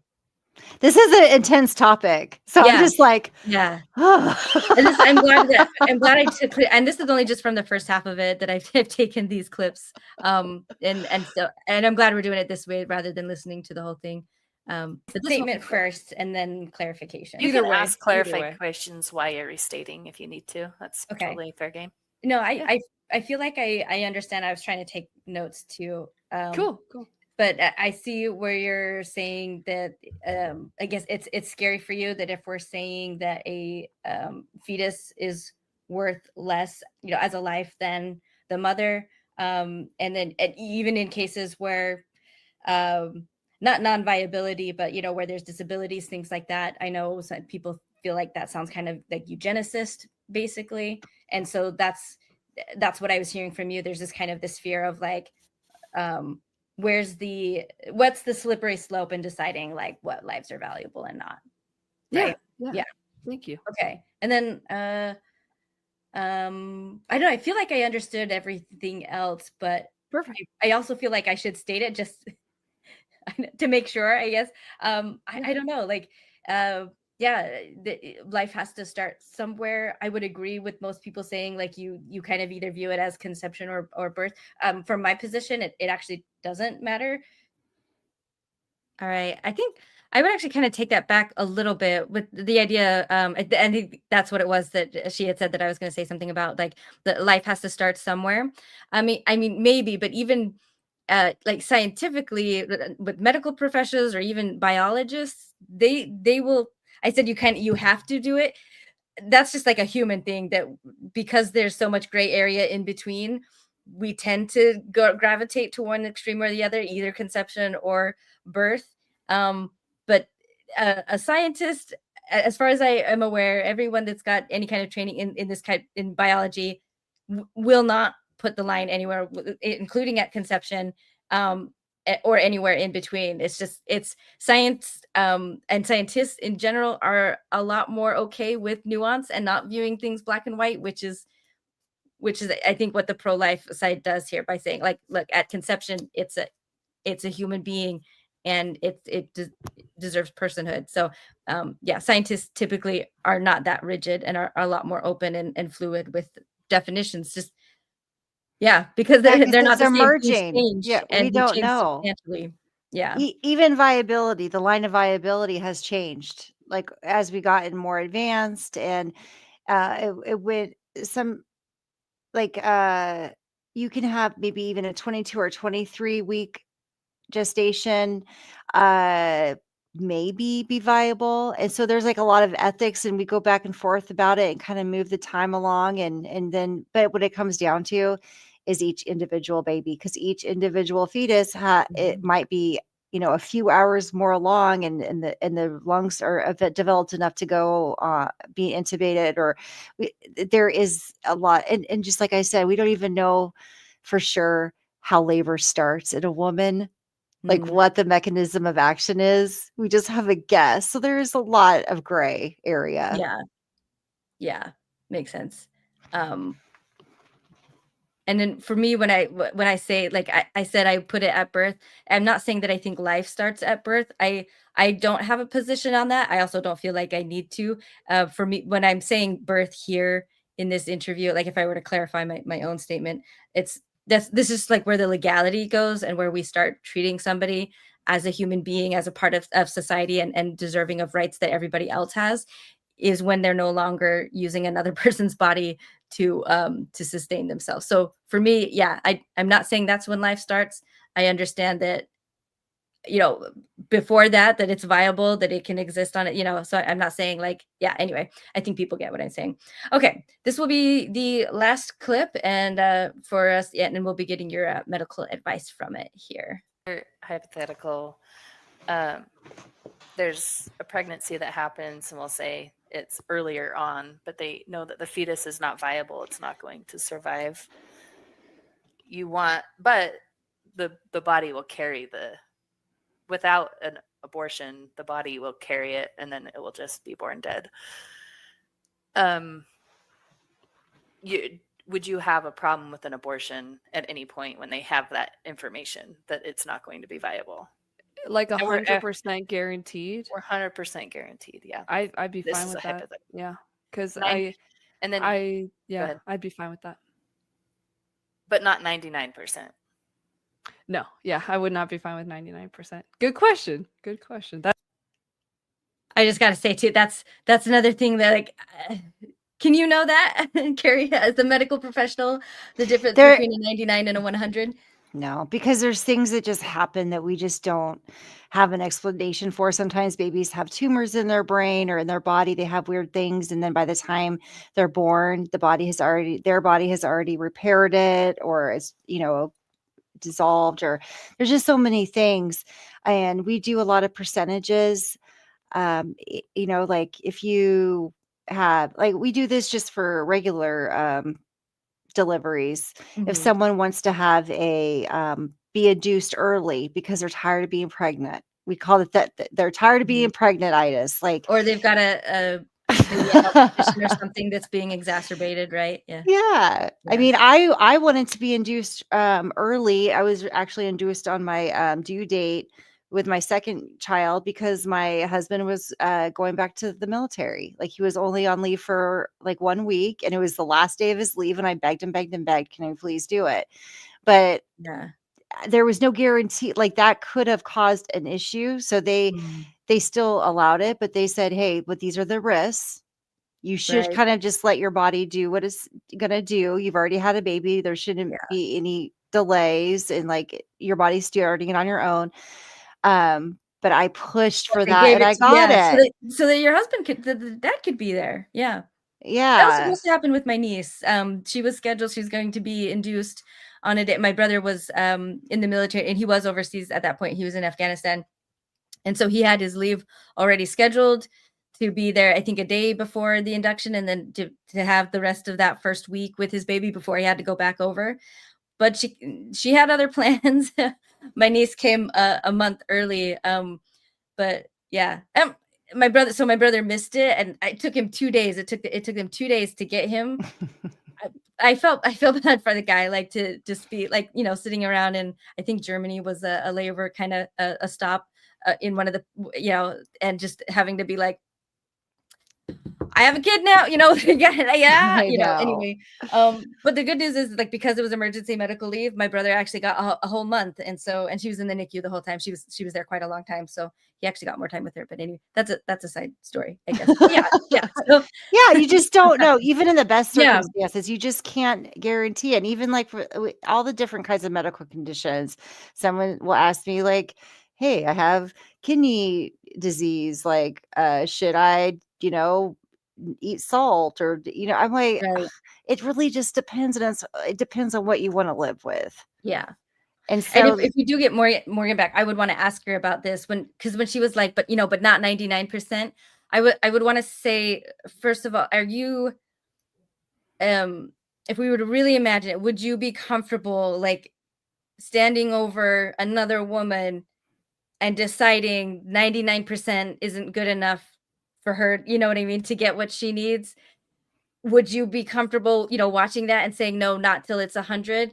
And then alternatively, what if it was her, and she was the one in the hospital bed with some kind of a complication, needing this kind of issue, or, having this kind of issue, and having somebody else say, I will not let you, you will be forced to carry this non-viable fetus unless it's 100%, like, gonna die. Because yeah, I just wonder, would she feel comfortable with yeah, somebody else making that call for I'd her? I'd be interested about like that first case with the mom that had, it was like, I think, the 17-week-old that she was in labor, but the Yeah, heartbeat hadn't stopped yet. So technically that's not 100% because there's a chance. There is right. a chance that maybe her cervix closed, or maybe if they do some sutures and close it, if she's not ruptured, or Yeah, maybe she could stay pregnant for 5 months or 5 weeks until yeah, viability, or but she died waiting yeah, on that 1% chance. So right, it's, yeah, that's why we shouldn't, I don't think, interject. yeah. And if Morgan has different answers, because I've had different answers, so I just want to say that's fair, because it has been like 5 or 6 months since Oh, this absolutely. interview, so a lot can change, and maybe she has completely, like, new thoughts on that. So I would be curious to that, if she's willing to come on. Yeah, but I Yeah. just thought that was interesting, but she was like, 100% okay, but not 99. I was like, "Hmm." And the for a non-viable pregnancy, there's more risk involved the longer that you take that, correct? Hmm. Yeah. Yeah, Yeah. yeah. And I think about, I deal a lot more with hospice now than OB. Mhm, And we put people on hospice when we think they're going to probably die within 6 months. That's like one of their criterias. mhm. Um, Often we're wrong, Yeah, and they're still alive, and it's like a year later, and we say they graduated off of hospice. But you'd mhm, think that we'd be better at predicting yeah, because they've been around for 80 years. We know exactly what's going on with them, but we still cannot predict Right. 100%.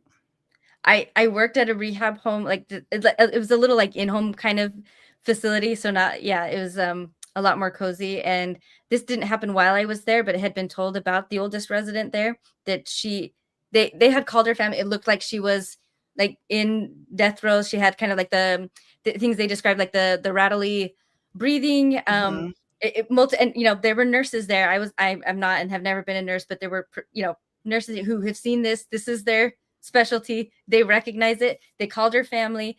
They were all there. They were all surrounded by her. She was, having that rattling breath. And then she just opened her eyes. She looked around at everybody around her. And she said, which she's very rarely lucid because she was also like in advanced stages of dementia. But she said something like, "Oh, the party's here," or something like that. And she just sat up and she was fine. And then that had happened months before I had gotten there. So they were like, "Wait, she's still kicking." She was funny. She was not coherent when she talked. I just had really random conversations with her. I just spoke to her and she would just kind of say nonsense and then chuckle, and I would chuckle with her. But yeah, that it's just really even something like that close can be unpredictable. But she was a sweetheart. Anyway, yeah. Okay, back to the video. And thanks for anyone watching. I appreciate you hanging along. That's the Wait. line right there. Wait. So if it was gonna 100% die, and we Mhm. knew it was gonna die, like within the pregnancy, Not within. That's what Marty's asking. It would I'm survive. saying- It would survive birth, right? oh well, I don't know. I think that would change my Like the answer, only way actually. it's living is when it's connected to you. Basically, is that what you're saying, Marty? Like once it's born Death and will it's happen at birth. like it will not. It will not. Like survive we're that step. talking like Maybe it doesn't have like a in- heart, so the only oxygen it's getting is Right. because your heart is pumping the blood Sure. there, something like that. Yep. Is that even? I don't even know if that's a thing. But I was just trying to.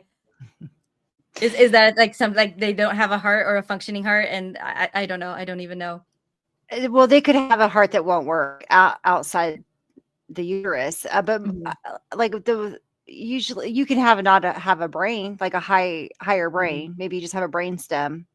Yeah. And so that the baby, and that's really hard because there are babies that are born with just a brain stem, and they will, if their autonomic nervous system is still working, like they could be alive for a while, but there's nothing there. They're just a body.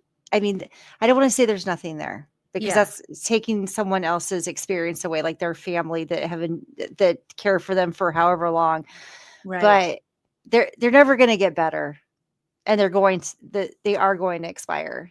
And that's hard. And some people choose to go along and just wait for them because eventually they will die. But some people, if they're allowed to choose, then they choose that they're going to abort. Yeah. And I think that, I mean, where that fetus would also be the most humane, because the earlier the abortion, the less any kind of suffering that it would go through. And yeah, I can't imagine what kind of headspace you would be in as a woman, knowing that you're carrying this doomed baby, but you have to, like, it doesn't matter even like a day longer than you had to, but like, especially if we're looking at weeks or months, when you go to the store, people ask you like, and congratulations, like, I can't imagine having to be like, it's dead, it's doomed, like it's not technically dead, but there isn't going to be a baby, but thank you for your kind wishes. That would destroy me. I think I just don't see how that would just be really awful. I think to just be going about your day and have people being like, wanting to touch your stomach, which already, like, people should not do that. But, and just being like, is it a boy or is it a girl? And what are you going to name it? And all this kind of stuff. And just to have to be like, and there's a phrase used for women like this, and that's walking coffin, because that's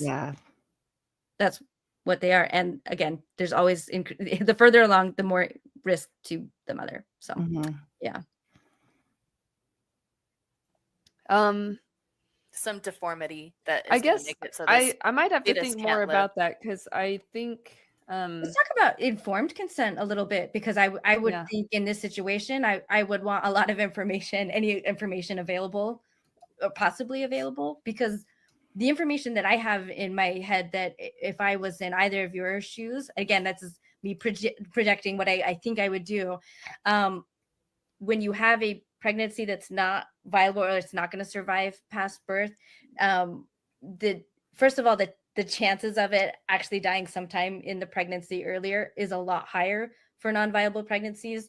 And once it dies, the bigger it is and the further along when it dies, the much higher risk there is to you or to the mother's body of it not being able to be expelled, of developing sepsis, a fever, and like things go downhill for you really, really quick. So if I have children that I want to still be a mother for, I want to end a risky pregnancy as early as possible, because that's the safest as possible, versus risking. I do get that. Yeah, but that my kids, I'll never see them again. They won't see me again, and there's no baby even in the end for that. Then it just seems all for nothing and quite tragic. So that would be information that would really affect my decision, and I would think yours too. If I were to reduce like the two sides of the debate, and I think it's accurate, even though I am really simplifying things, there are two lives, that are, I guess, at odds when you've got a pregnant woman, if they're at odds, because,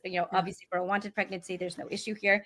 But for an unwanted pregnancy, the choice is, which life are you going to prioritize more, and that there's not a both. I know you kind of brought that up, Morgan. I did include it, I guess. I think, and this is a thing where it's just like, when it hits reality, it just does not work that way. So I would say the pro-life side favors the fetus over the mother, whereas the pro-choice side favors the mother over the fetus. I and totally so when you're talking this way about like, that's not your body and like you can't do anything to the fetus, you're really saying that the mother's body is the fetus's body, and it's not right for her to do anything like with her, because her whole body belongs to the fetus, and it has to, because even if it's got a beating heart, that's not where it's getting its oxygen. My logic also it's getting from the mom. The mom is what's eating. All the nutrients are coming from the mom. It's her digestive system. It's it's her kidneys that are filtering out the toxins and getting them out of the body. Like it is all her body. And the fetus, if she doesn't want it, does not have a right to her body. All right. I feel like I've already made most of my points. I don't know if I have any more thoughts on that. Did you have any? If not, there's an interesting comment we can bring up. Let's see the comment. Okay. This is Zarif. And so she says, Morgan is willing to podcast about this issue and still hasn't completely decided how she feels about all of the nuances. And yet she wants the government involved. I'll never understand. And I think that's valid. I think Morgan might even say that's valid. That's why I would actually be quite curious to have her on again, just to see what else she has learned in this time. But I did feel this is one of the frustrations that I know I felt at times during this interview, was the incuriosity, I guess, the lack of curiosity around, to me, what are really big issues. And we both claim to care very much about them for the principles that, that we care about. But I also felt that if that were true, I guess I'm just not seeing it in the knowledge that she has, or her awareness of all the different situations and nuances and how it plays out broadly. Even in Idaho and Texas, and I don't know, most of the abortion ban state, a lot have lost a lot of their gynecology centers. They've lost a lot of resources. And so there's some that, even if you're a normal, traditional pregnant woman who wants to be pregnant, and you're a behaving pro-life woman, now all of a sudden, like the nearest OBGYN might be across the state line potentially, and if your state's trying to introduce travel bans, then the fact that you could potentially have to go through like a checkpoint where your pregnancy, people are wondering, are you trying to leave to get an abortion? When it's like, I'm trying to leave to get pregnancy care, prenatal care, like actually keep up on things. These are all risks that are coming into, regular women who do want it. Anyway, I didn't even bring that up that much, but yeah, I did feel that. I did feel, and I also didn't know a lot of like the same things, but I also feel like my position doesn't have to know, because if my position is that I'm leaving this to the person affected and competent medical professionals, I don't need to know anything at all. I don't need any education about this issue, because I'm leaving it up to the people affected and the people who are educated on it, which are not politicians, by the way, not the religious leaders, and not politicians, and not the average Joe. And so, yeah, I feel like if you want to legislate things that can affect women so much as to, again, at the extreme end, kill them, but also as far as just suffering, forcing them to be a walking coffin for a doomed baby, or having somebody end up in jail for a miscarriage that they had nothing to do with, and potentially be prosecuted for that, or get charges, be a felon. And going back to the death penalty, a lot of abortion ban states are reinstituting the death penalty and are wanting to add getting an abortion, an illegal abortion, on the list of for that to be a potential outcome if you're found guilty of it, is that would potentially qualify you for the death penalty. So it's all of these things wrapped up, and I think, I don't know, I wish that they were more educated on it, because honestly, I said this before on the last show, I think ignorance, I think the lack of education is a big part of an important part of the pro-life movement, and it relies on that. That's what I would say. I can't disagree with anything that you just said. So we'll see, I guess, if I feel like we've treated her failed, but she's not here to represent herself, so I hope she doesn't think that we're mean to her. I don't think she does, but I would love to hear from her again if she is up for that. So yeah, that's it. I appreciate everybody coming again. Thanks for joining us, and yeah, leave your comments below. Jean is good at this. If you can help my channel, if you like and subscribe, if you know somebody that might be interested in seeing like this dialogue, you can share this video, or you can share the full video. And I think more about buy Carrie's book, No More Sweet. No More Magic Undies. Goodbye. Yeah. Goodbye, Magic Undies. It has nothing to do with abortion, but everything. Right. And we just reviewed that on Ladder Daily Digest, so you can check out our interview there with Jean. So anyway, I want to say though too, just before, I did enjoy, again, I want to reiterate, I enjoyed this one so much more, this interview that you did, or the debate, or whatever y'all called it. I really appreciate like the humility, the openness, and the I felt like they were honest about what their actual thoughts were, and they were open to like, maybe I'm wrong. Yes. Which I might be wrong too. That. Even if they think they are, or they want to be. I just don't think that they can. And I did quick shout out for Marti. The framing of this discussion is a specific one, and now I'm losing it. Marti, if she's still around, maybe she can tell me in the comments. But there's actually groups around having discussions like this, and Marti on her channel does do this, I think, and uses this technique to have discussions where you and it's timed. It's a good chance to actually try and practice talking about issues.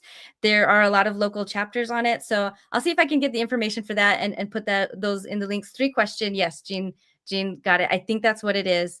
So anyway, so it's something that if you want to participate in or get better at, there are resources and links, and it's pretty structured, so it's very beginner friendly.